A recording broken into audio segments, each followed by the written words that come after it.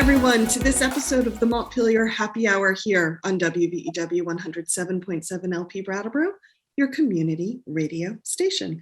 I'm your host, Olga Peters, and this is the show where we talk about how things in Montpelier shake out for the rest of us. And I want to welcome regular contributor Emily Kornheiser. So glad to have you again today so good on the show. I thought I should probably finish that sentence better. And John Walters is joining us from the Montpelier area on this at least snowy day down in Windham County. So glad you can be joining us. For those who don't know, John Walters is a journalist and blogger behind the website, the Vermont Political Observer. So glad you can join us today, John. Well, thank you for inviting me. Well, I was feeling yesterday when I asked John to be on the show, I think I was feeling just a little bit nostalgic with December, has started, 2021's kind of starting to come to an end. And I was just thinking about everything we've been through. And this year, which I think we had in 2020 been so optimistic that the pandemic would be over and things would be done and we'd be in this whole new world again. Everyone would be a whole new world. Yes, there would be a different new world. We were gonna, yes. Mm-hmm. Yep. And we did get a new world, but not quite the one we expected. And I just was really curious about hearing from John and Emily about what this year has meant for them and what are some of the big stories or events and kind of what are they looking for with the session opening again in January, which is not that far away. So I'd love to start with you, Emily. Where's your heart and mind these days?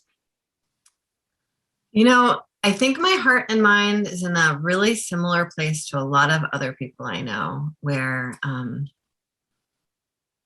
I feel very aware that this time calls for big, bold thinking and optimism and creativity. And I am really tired, and I have not made time for the grief that is needed to move towards creativity. I have not made the time for whatever the wintering of my soul or whatever. I have not made time for what I need to do to move into that really creative space. And frankly, I know that I'm really concerned about what that means for January, not just for me, but for me and all my colleagues.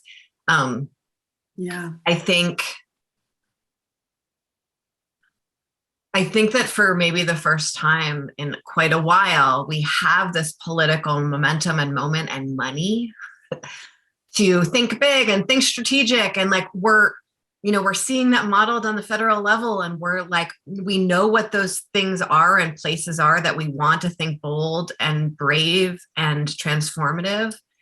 And I'm tired, and the Legislative Council staff is tired, and the Joint Fiscal Office staff is tired, and leadership is tired. And we need to, and I'm not saying that for sympathy, I'm saying it because it is like a systemic problem through all of government that might keep us from doing what we need to do right now. And pushing harder and faster isn't going to fix it.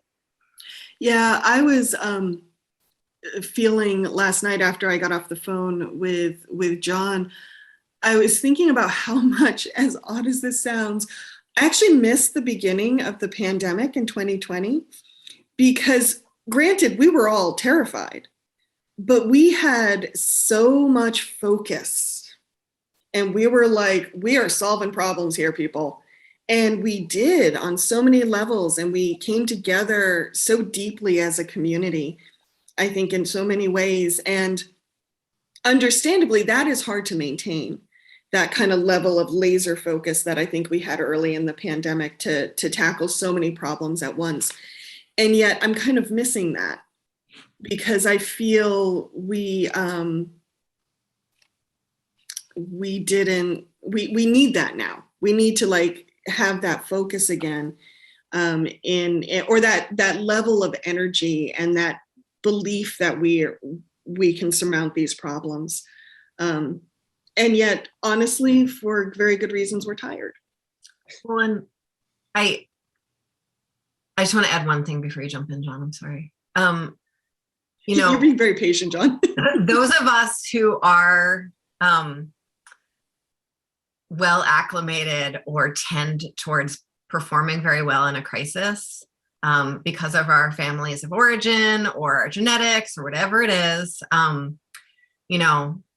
folks who like food service, folks who like journalism, folks who like politics, like that hum actually causes better performance, right?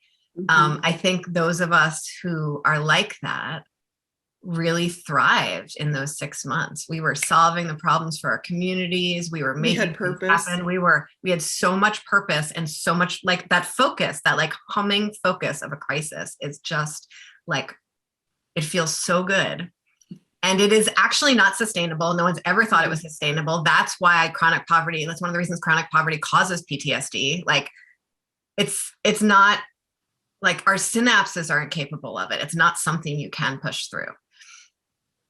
I think the Delta variant has been the big sucker punch in all of this. We had a year of COVID and it slowly got better. And, the spring came and it started to look like maybe we were getting close to being normal again. I thought about getting a haircut for the first time in a year, and maybe even, going back to my favorite restaurant for the first time in a year. And then the Delta variant hit, and it's just been a steady downhill in Vermont from there. And a loss of, for me and for people who are paying close attention, I think, a loss of trust in the Scott administration to do what's right, which they did, abundantly during the first year of the pandemic. And since the Delta variant came, it's been pretty bleak. Not horrible, but sort of a steady drip, drip, drip of, higher case counts and, more hospitalizations. And, for the legislature, like, aside from all the big issues you're going to face, just wondering what the session is going to look like. Are you going to be in Montpelier? Will you feel safe being in the State House? How are they going to manage crowds and all that stuff? So, that is the underlying, the foundation of tension and angst and fatigue that we don't normally have. And, I can't overemphasize enough Emily's first point, which is we have a historic opportunity in Vermont with the federal COVID money. We suddenly have enough money to do some things that we have wanted to do for a long time, provide more housing and, universal broadband and, real progress on climate. And we have the money to do those things, and it's not going to be there forever. The federal money will ebb sooner or later. And this is an opportunity we can't afford to miss. Mm-hmm. Mm-hmm. So, John, looking back on 2021, what have been the either issues or topics or events that have really stood out for you that you've been keeping an eye on? Well, it's hard to keep an eye on anything other than COVID. Especially once the Delta variant made clear that it was not going away anytime soon. I have started, faithfully monitoring all of the governor's weekly COVID briefings, which run roughly 2 hours apiece. And I have been pretty uniformly disappointed in the performance of the administration. Their shading of the truth, their insistence on not changing course, the kind of flubbed rollout of the test to stay program in the schools. And, lately the governor's obvious impatience with criticism. At the last briefing, he multiple times basically told people to stop criticizing him, that it was doing more harm than good. It was just making the problem worse. It was causing more tension and more controversy. And, I'm sorry, but people who disagree with you, Governor, are honestly disagreeing with you. They're not just playing politics. They're not trying to stir up trouble. The media isn't in this for the clicks. We're trying to tell the story. And unfortunately for the governor, the story isn't all good news for him, as it was for the first year. Mhm. So, and I realize, like, the couple of polls that we have show that he's still very popular. I don't doubt that, but I think he risks losing his political mojo over the pandemic if this continues indefinitely. And it looks like things are going to keep getting worse for at least another couple of months. Mhm. Yeah. And by then we'll be facing Omicron with whatever that will bring. Hospitals are packed to the brim, and it's not good. I So think John, Emily, sorry, I just want to jump in there quickly and go back to something John said, because I want to be clear about it. You talked about the governor's shading of the truth. Could you just unpack that a little bit? Because I think that those are big words coming from a journalist. Yes. Well, they always present the statistics that make them look better and downplay the ones that don't. An example of that I can recall, because it's from this week, was Education Secretary Dan French talking about the Test to Stay program, and which the administration rolled out very late after the beginning of the school year, Mhm. and they've been playing catch up ever since. And he talked about how 73% of the school districts are enrolled in Test to Stay, and that sounds good-ish. Although I'd say 3 months into the school year, more districts ought to be signed up. But when he says enrolled, that means that districts either are doing Test to Stay or are preparing to do Test to Stay. And that 3 months in is a situation we should not be in. And Dan French didn't give a breakdown for how many school districts are actually doing it and how many are just waiting to get started at this point. And the other thing that he announced was that the state is it has contracted with a temporary services agency to provide part-time staff for the school districts to conduct Test to Stay. And this came after like 2 months of the administration insisting that they were not going to do anything for the schools, and the school districts were on their own. And the school districts saying over and over again, we didn't have enough staff capacity before we had to do testing and contact tracing and vaccines. Yeah. And, they're paying for these temp services with federal COVID relief money. They could have done that 2 months ago, and they chose not to. And, that has, I'm sure, caused a lot of school districts to stay out of the program and to make those who are trying to do it, less than comprehensive. So, he tried to make it sound like Test to Stay is on track, when in fact it's slowly gaining traction. It's still a work in progress. They've clearly decided it's understaffed. It all should have been done earlier. They modeled the program after Massachusetts. And in Massachusetts, they started the program in July, at the very beginning of Delta. And the administration waited until sometime in September to start it. So it's kind of like, trying to fix the car engine while you're on the highway. And it's a situation, again, we should not be. A time of limited resources is reasonable, but in a time where all of this is freely paid for with federal funds is unacceptable. Yeah.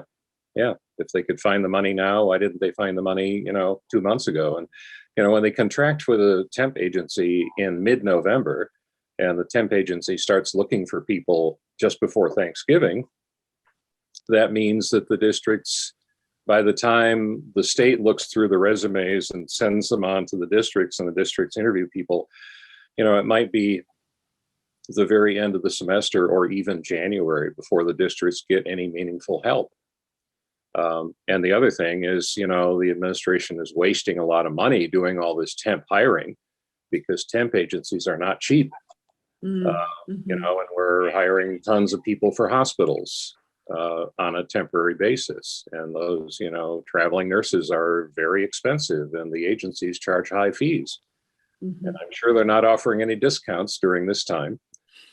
So it's been, for the administration, especially the last like 6 months or so, it's been penny wise and pound foolish in a lot of different ways. And the Okay. districts and the hospitals and people like me who really don't want to get COVID because we have risk factors. So we stay home all the time. It's disappointing.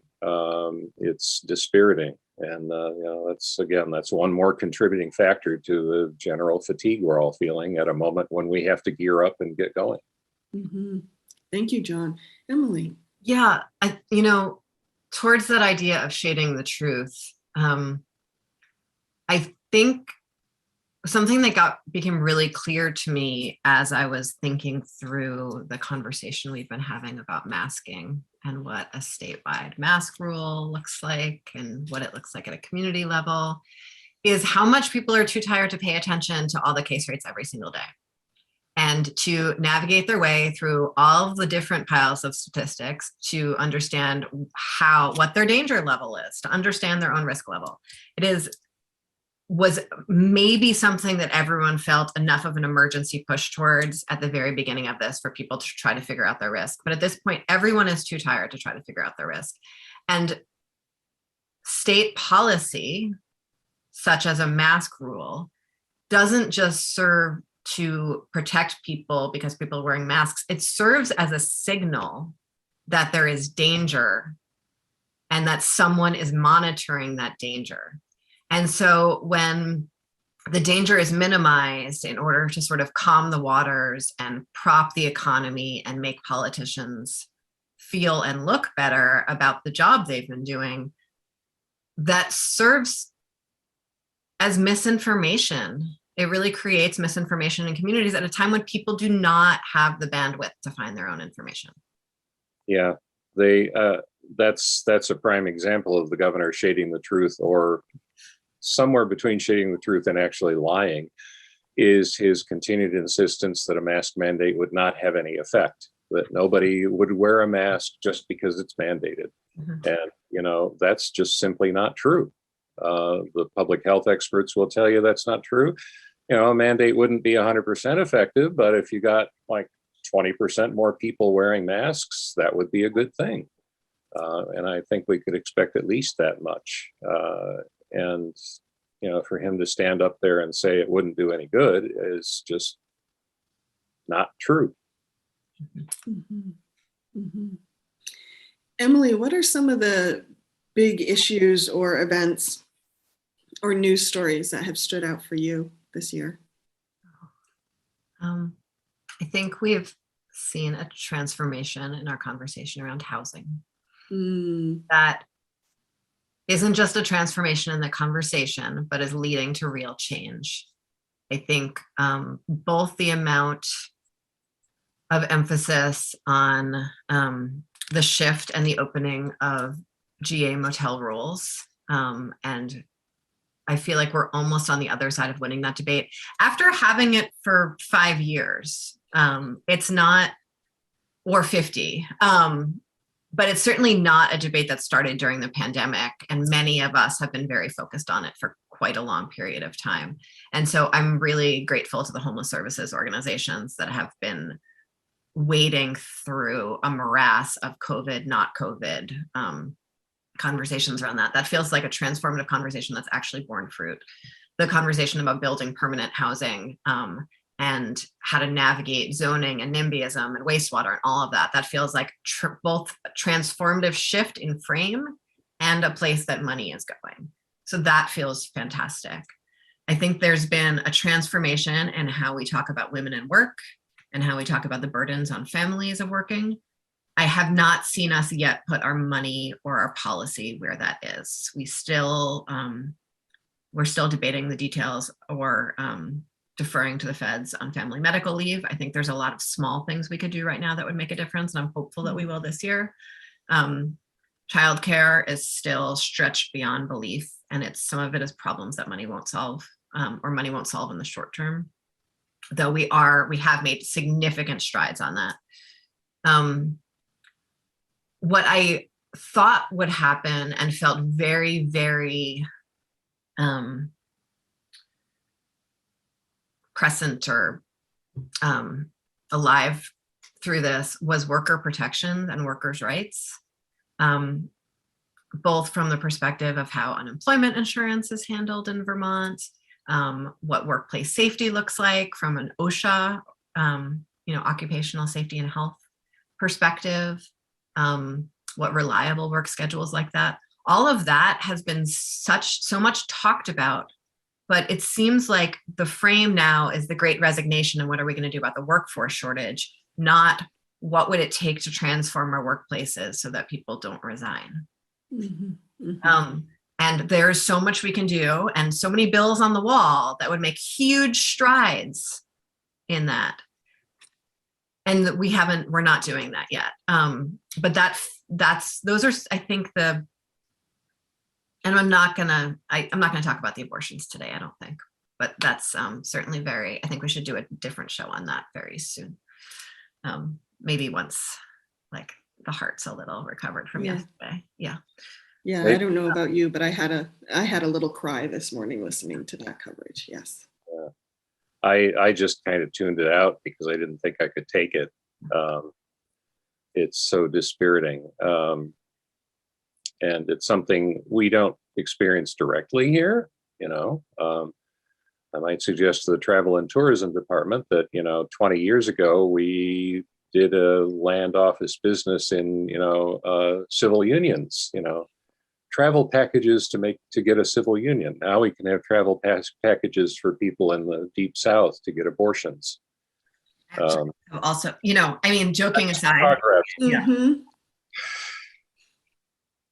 Yeah. A lot of heartache Joking there. aside, and I think we're going to do a whole show on this. We do have an organization called Vermont Access for Reproductive Freedom. I think they're shortened to Vermont Access now, and they exist explicitly to support abortion access in Vermont, and they partner with abortion access organizations all across the country. There's one in almost every state. And so if you're looking for sort of a local way to get involved in national challenges around access to abortion, Vermont Access is a great place to put your dollars and your energy. Thank you, Emily. As well as Planned Parenthood. But if you want something that feels like a little more like focused, yes. They pay for transportation for folks to get to abortions. Okay. Yeah. Thank you. Anything else, Emily? We have, as always, our conversations fly by. And so we only have like 5 minutes left before we have to hear from some underwriters. I'm sure that something will stand out for me, and I will, I'm sure something will jump to mind later, but no, those are the things that feel the most prescient from this time. And I know it's the wrong word. I don't know why it keeps on coming in, but it's one of me. It works. I think we're with you on it. Okay. Hey, John, before we go to break, are there any non-COVID issues that you could quickly list that kind of have been on your radar? Well, I mean, one big one that's going to hit the legislature in January is the Vermont Climate Council just issued its report and its recommendations. I guess it's stronger than recommendations because the state is legally bound to meet the Global Warming Solutions Act targets now. Mm-hmm. So the legislature is going to face a real challenge with wrestling with that very long and very detailed report and all its suggestions, recommendations, mandates, whatever you want to call them. And it's clear that they're facing an administration that is going to be not terribly interested in taking strong action on the climate. The 4 cabinet secretaries on the Climate Council all voted no on the final report. And that's as much of a signal as anybody should need that, the governor is going to be willing to spend money on climate because we've got the federal money. We'll have to spend it smartly. But beyond that, the the administration has made it clear they don't like the Global Warming Solutions Act. They don't agree with it. They think it's actually unconstitutional. And I don't see any reason to think that Governor Scott is going to be friendly toward anything the legislature does on climate. Mm-hmm. Mm-hmm. Thank you. Emily, quickly, any non-COVID issues you want to highlight? Coming for the year or from last year? The last year, 2021. I think we have grappled with race in some really profound ways. It's been powerful and meaningful to see how much will my colleagues have to engage in those conversations. It's still not clear to me what the other side of that is, what transformation looks like for that. I'm excited that we've started to shift beyond just conversations about race and criminal justice, because criminal justice reform is not the only thing you can do on issues of race, and really started to think about this in the context of every committee's work. And I actually think the Global Warming Solutions Act and the work that the Climate Council did has some really great implications there. So that's a big one. Is that what is it going to take to really shift that conversation in Vermont, especially, where I think so much of what we're proud of here is sometimes just actually an accident of our whiteness. And we've talked about that in the context of sort of housing and NIMBYism and a bunch of other stuff before, but I think that's going to be an interesting part of the conversation as we move forward. Thank you. The Montpelier Happy Hour on WVEW 107.7 LP Brattleboro will return in a moment, so don't go anywhere, folks.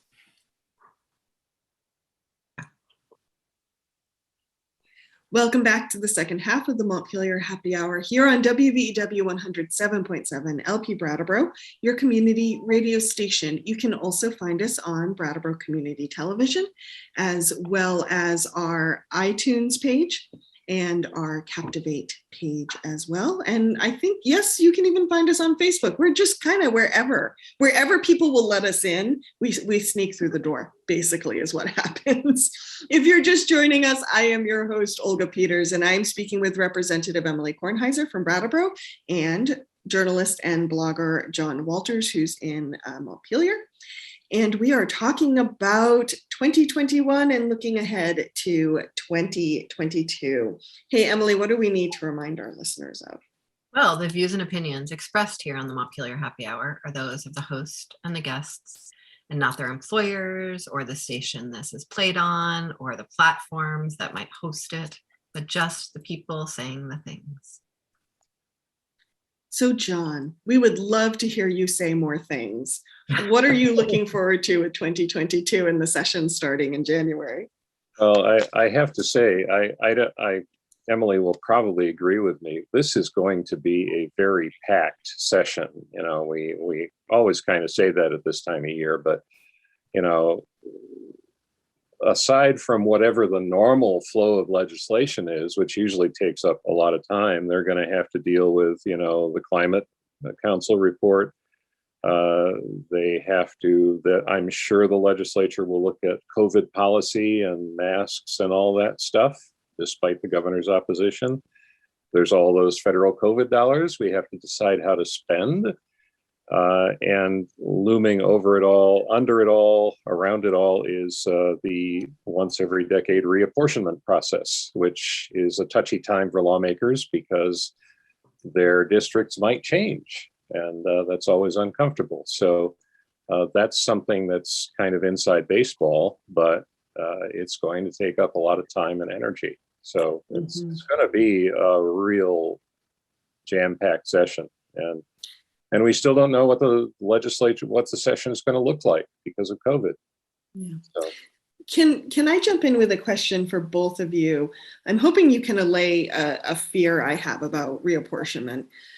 I'm really concerned about the 2020 census, because that's a lot of what the apportionment is bases its decisions on.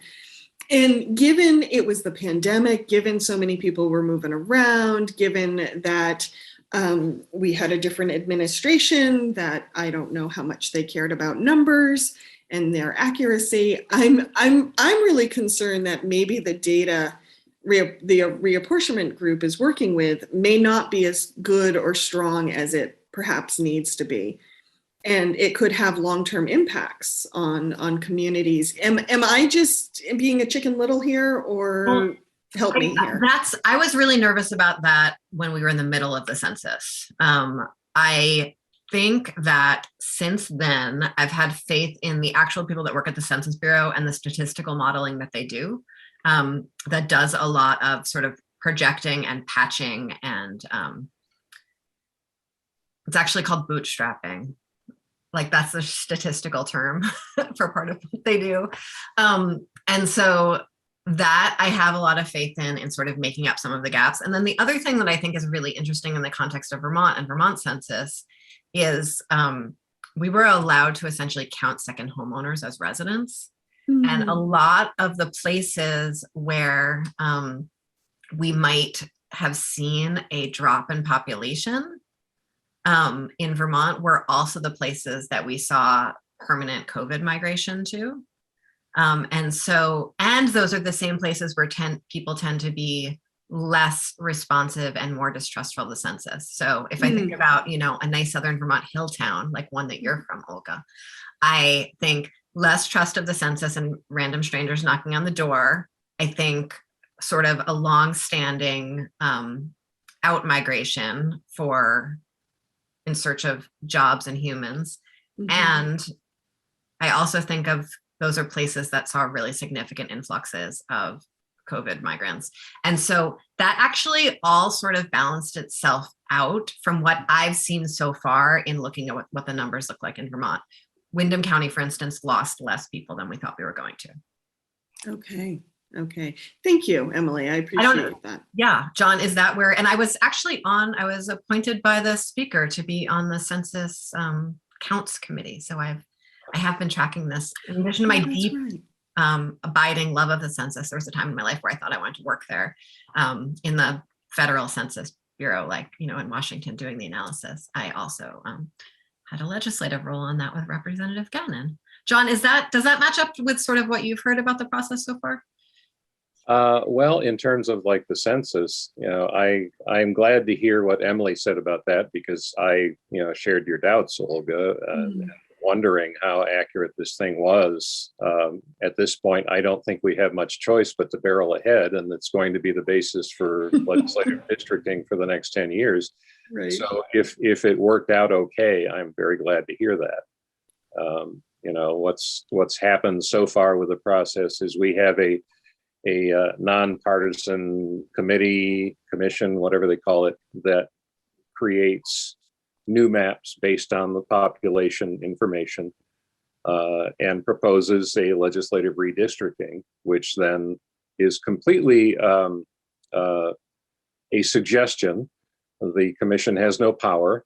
The legislature does the final redrawing. And the commission did something very interesting that I think the legislature is going to immediately trash, which is to abolish multi-member districts. Right now, most Senate districts include 2, 3, 4, or even 6 senators. So that it's a larger area. It's harder for a newcomer to campaign in a larger area, especially in Chittenden County. And, we also have a lot of House districts where there are 2 members. And there's a good argument to be made that that's a harder situation for a non-incumbent.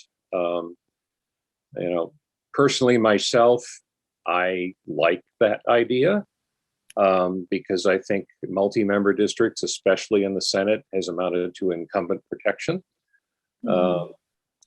But I don't think the legislature is going to go for that, because it would be so dramatic a change, and it would, put so many incumbents in peril of defeat that I think they might make some minor adjustments. They have to break up Chittenden County. That's in the law, but they're not going to go with the commission's recommendation. That's for sure.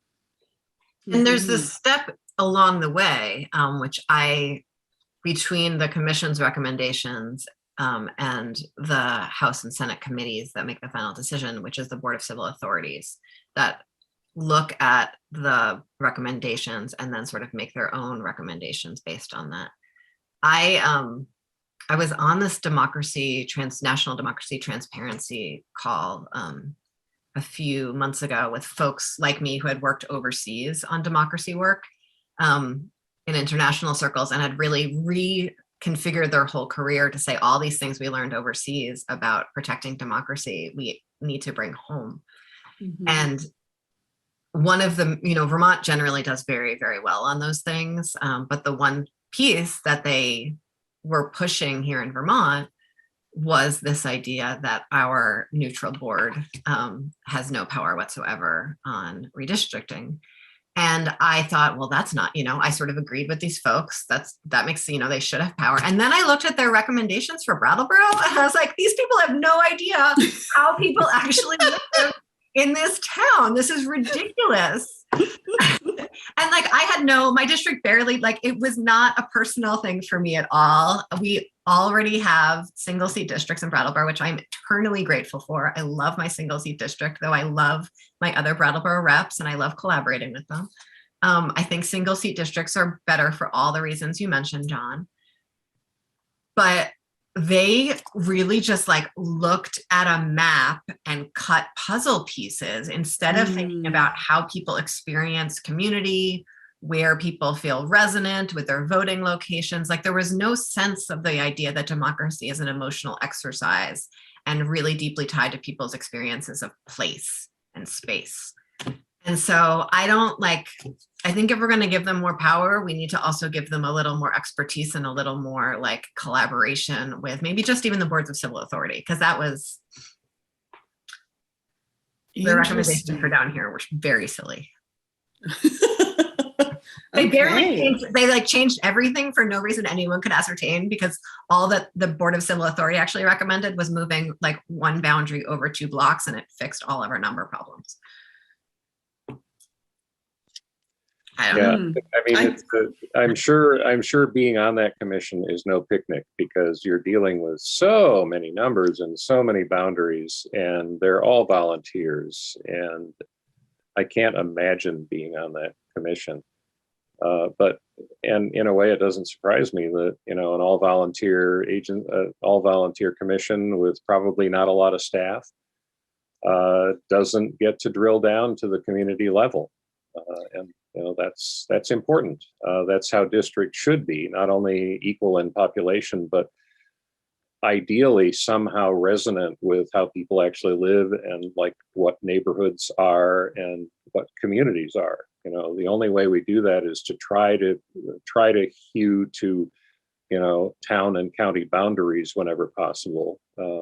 But even that is kind of more the exception than the rule because of the need to equalize population. And I don't know how you get more local input or more local knowledge into this process, but it's certainly a good idea. What it means for the session, which is I think why we started talking about this, is that while we're doing all of our other work, we have this recommendation looming that means that some we're not going to really vote, this isn't going to pass until a couple weeks before the deadline for declaring. And so I think an election year is always a more sort of tension filled time in the legislature, but the fact that people don't even know what their districts are going to be that they might or might not be running in really is going to add to that. And if you're thinking about running for the legislature, you won't know until very late in the process where you would be running from or what district you live in. So that's going to be make the whole running for office part of this extra fraught. And the other thing we should mention in that regard is the likelihood that we will have a shifting of the political landscape, starting with Senator Pat Leahy deciding to retire. And then, Peter Welch aiming to move up from Congress to the Senate, and then his congressional seat being open. And then that, other dominoes fall from that. If Molly Gray runs, then there's an opening for lieutenant governor. If Becca Balint runs, there's an opening for Windham County Senate, and the Senate will be looking for a new leader. So, and then other dominoes fall there. If Emily Kornheiser decides to run for Becca's seat, if she runs for Congress, then there's an opening in the legislature. Emily Kornheiser is not running for state Senate. No. You heard it here. If Sarah Coffey or Molly Burke decides to run for Senate. So it's a lot of sort of dominoes falling, and who knows exactly how they will all fall out. So it's going to be an extra complicated and interesting political year. Mm-hmm. Do we think Scott will run for Congress? I think he's getting tired and grouchy. Yep. Answers that question. I don't know. I mean, I don't know the guy. I don't know if maybe being tired and grouchy makes him like dig in his heels and stick around longer. I have no idea. I think he's been having fun up until this point, though, and it is a less fun job. And Suzanne Young left, who I think was really his anchor in a lot of ways, not his political anchor, but running government is a big job, and the governor doesn't actually do all that much of it. And it's the agency of administration that holds a lot of stuff together. And Suzanne Young had been there for a long time, and she knew her job. And so I'm curious about how much harder that makes the governor's job with her retiring. Mm-hmm. That's a good point. Yeah. And I think in terms of like what Phil Scott might do next, I think the most likely thing is he'll go back to running a construction company and racing on Thunder Road. I think there is a small possibility that if there were a Senate opening not involving Pat Leahy and Peter Welch, that he might be talked into it. He would certainly get infinite backing from national Republican groups who are always anxious to pick off a solid red seat in Congress. I think there's absolutely no way he runs for the congressional seat. Go to Washington and be one of 435 people and be in a caucus with, Paul Gosar and Marjorie Taylor Greene. I don't think Phil Scott is up for that. So I don't think he's going anywhere. I think if he went anywhere, maybe a tiny chance that he runs for Senate, and if Bernie retires in 2024. Okay. Small chance there, but for now, I think he's either staying put. I have heard a rumbling that he is not going to run for re-election. That's a single source. I do not necessarily believe it, but I'm at least trying to keep my mind open to the possibility. And if that happens, boy, then everything's up in the air. We'll have a bunch of Democrats running for governor, and we'll have a bunch of their seats opening up, and so it will really be turmoil time. And what's interesting is, so when we think about the folks who we are fairly sure are running for Congress, Welch announced that he's going to run for Senate. I don't think we've had any official announcements, but we've had people essentially let it be known that they are running.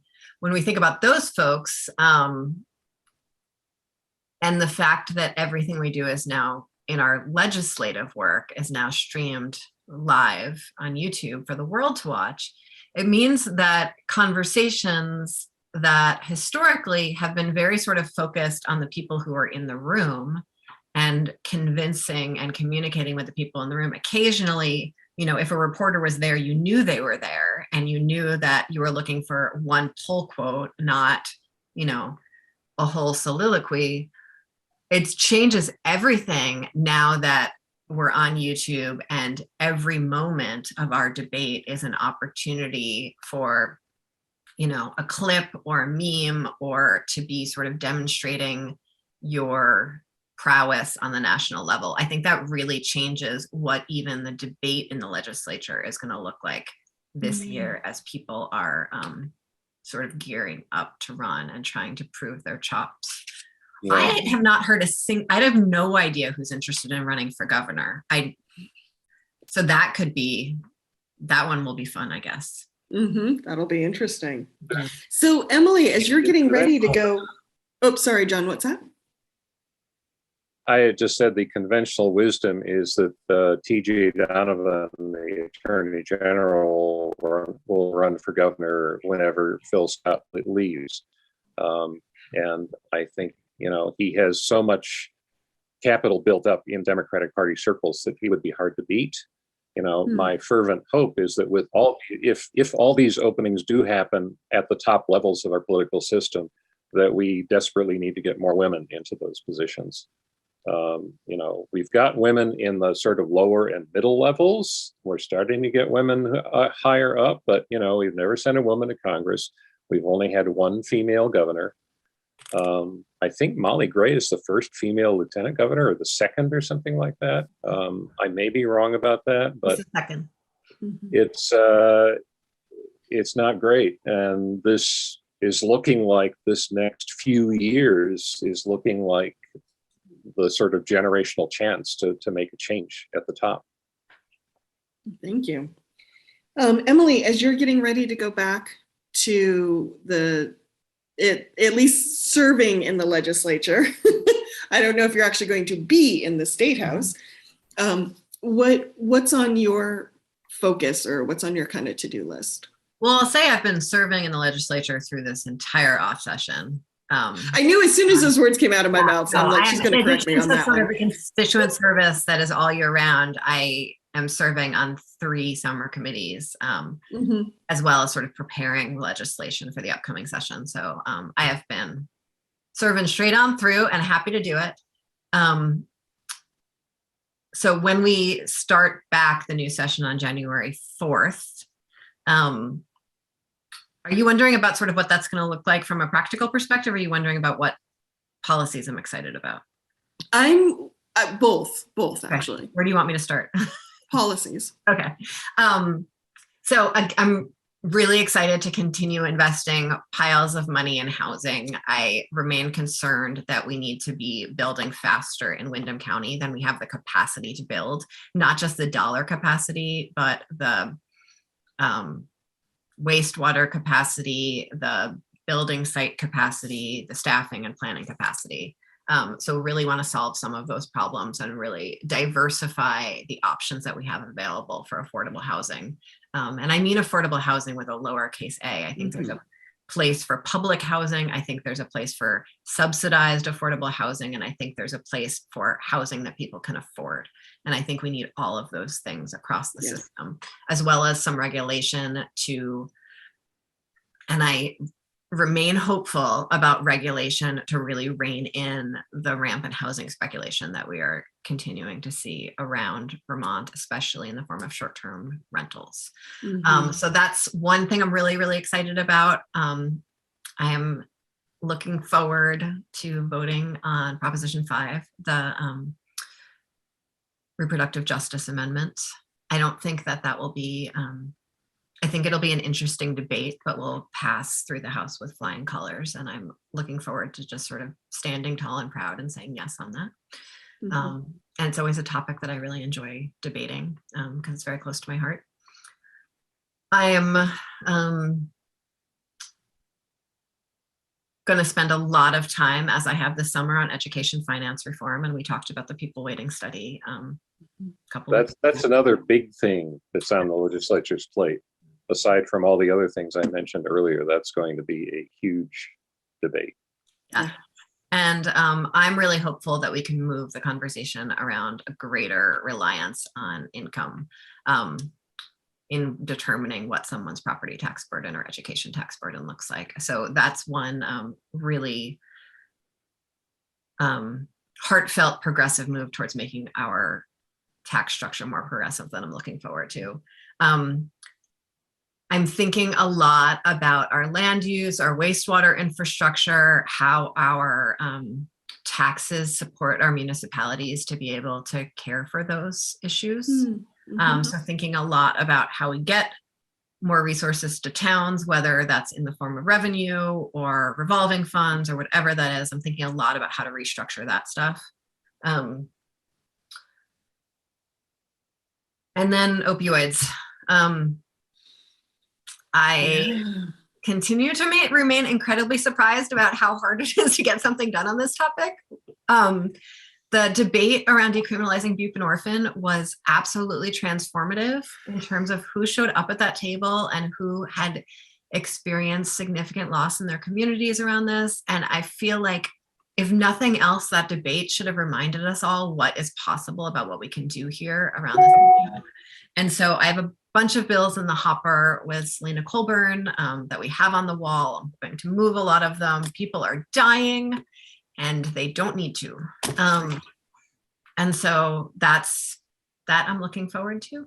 And I'm sure there's a lot of other stuff that I'm not naming right now because I'm still like in the thick. Our people waiting task force report is, we're finishing the draft this week and next. Still waiting on the final report of the unemployment insurance task force that I chaired and seeing what is possible for transformation on that system. But mostly I'm really excited that we have enough money to think creatively for once, and that it's really like, it's opening up conversations with my colleagues around what's possible. Wonderful. Hey, I'd love to talk more, but we are actually out of time. No. Right?